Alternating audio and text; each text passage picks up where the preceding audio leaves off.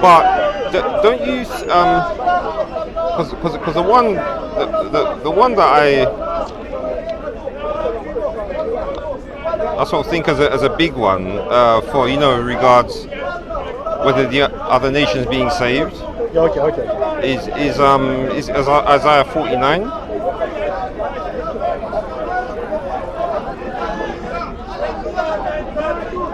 Yes. Been a light to the Gentiles, yeah? Been a light to the Gentiles, yeah?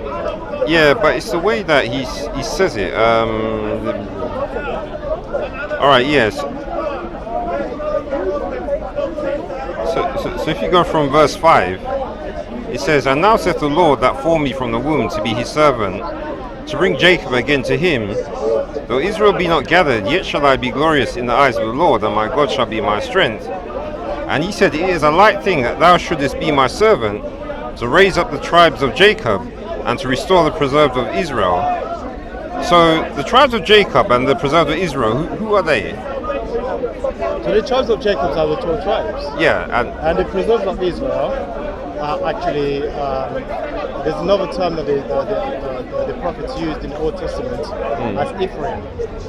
right. And that's also synonymous to the northern tribe. Yeah. So, because the thing about this verse 6 is he mentions those two, and then he says, "I will also." So notice he says, "Also give thee for a light to the Gentiles, that thou mayst be my salvation unto the ends of the earth." So if he says, I presume the "also" is in, because this doesn't have the italics. So I presume it's not in italics. I don't know if does your one have the. No, but to be personally, yeah, it does that sometimes to be it's in italic. All right, but I don't really look much into that because the sort of like Canaanite Phoenician language hasn't got any sort of italic or capital letters or anything. Yeah. It's a straight up language. Yeah. You know, so it's through the spirit that we're trying to understand this, rather than trying to be dictated by anything So this is kind of like reading how I see it, where he's going to restore Israel, all 12 tribes, and then there'll be a light to the Gentiles. Yeah. So so what would you think that when he says light to the Gentiles, what do you think that means? So a light to the Gentiles, let's go into Isaiah 63, yeah? We start from 1. 60 and 3. We start from 1. 60 and 1. Yeah. Arise, shine, for that light is come, and the glory of the Lord is risen upon thee. For behold, the darkness shall cover the earth, and gross darkness the people. But the Lord shall arise upon thee, and his glory shall be seen upon thee. And the Gentiles shall come to that light, and kings to the brightness of that rising. Because this is part of a restoration promise that is made anyway. In Joel, what we say that will restore all the years that I know that in French, but it's sort of like sorcerers have devoured Joel.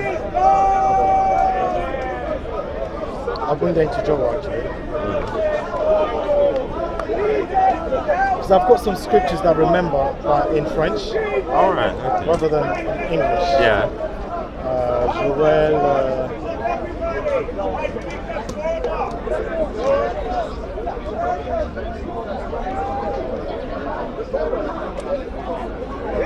Okay.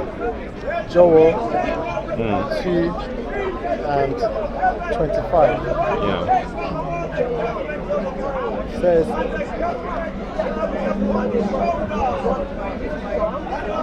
it says, I will restore to you the years that the locusts have eaten, the cockerel and the caterpillar and the palmerworm, my great army which I sent among you.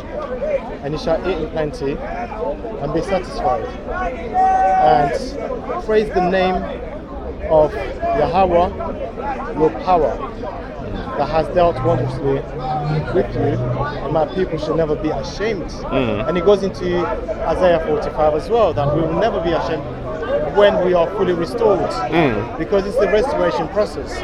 And once we're fully restored, our light will shine through the nations, because the nation will see the living power with his chosen nation according to what's been written, and then we will be teaching them the law. Yeah, so what you just said there, I think that goes against the majority of One West, isn't it? No, they do believe it, but the way, in order to understand what they're saying, some of them actually, but I don't see them as a sort of like a one body. But in order to understand what they're saying, you need to understand what each one of them teaches, their doctrine. So there's a doctrine where we believe that we ought to be restored first, because we are to be restored, and then we are to bring the light to the Gentiles. Yeah. So for 1,000 years, when we reign with Christ, we teach the nations to go by the law of the Most High, and then we go by the laws. Everyone will have to go by the law, and then we're teaching the light, because the light is essentially the spirit of the Most High, which is the knowledge in the scriptures. So we have to bring it out to them. But where I differ with some Israelites is that we can't essentially do it right now, because we are being restored at the same time. No, because if you read all of the prophecies, it says you have to be brought into the land first. Exactly. Yeah, so the light bit can't happen until, because obviously when we're at the land, all they do is laugh at us, isn't it?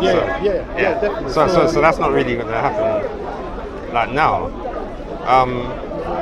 But I don't know, have you ever heard of a group, One Body in Yahweh Shai? Yeah, because I have to admit, I listened to them quite a bit. And the bit they love saying is whenever someone European walks by, he loves saying to them that they'll be in his cotton field, and he's going to be working them 15 hours, and he's giving them the whip, just like how our people got. And you can see that he like enjoys a bit saying that. You can see he's obviously saying it out of revenge. I mean, I understand that, to be honest, because what you reap is what you should sow. Essentially, Esau and his tribes, because I believe that Esau, the Edomites, they will reap what they've sown, and then it will be rendered unto them double. It's not going to be down to us. It's going to be down to what they have done. Yeah, well, anyway, I know. The reason we know that has to happen is because of the state we're in. So if he's already the state that we're in. So if he's already done such a good job destroying us, and then look what happened to Egypt. So if any other nation thinks they're going to get away with it, they're not going to get away with it. No. But essentially, we as the chosen people, and we're hoping. I hope to make it. But I'm looking forward to execute righteousness in everything I do. And obviously, according to what Esau has done, he will reap the same, even run the double onto what he's done. And I enjoy actually seeing, according to Revelation 13:9, that this is the faith of the saints. Because when I was a Christian, I couldn't understand that word. I was like, how can a saint hope that someone can go into captivity? I never did understand it. Because that's the thing. Because if you go by what the Europeans have taught, it wouldn't make sense. Because the problem is we came up like now when everything's all cozy, so we never went through it. But that causes us to like forget that obviously God, all that distress and torture that they went through, God remembers every single second of it. So no matter what happens, he's going to get the payback, even though we never went through it. He's going to get the payback for definite. And the thing is, we obviously have to agree with it.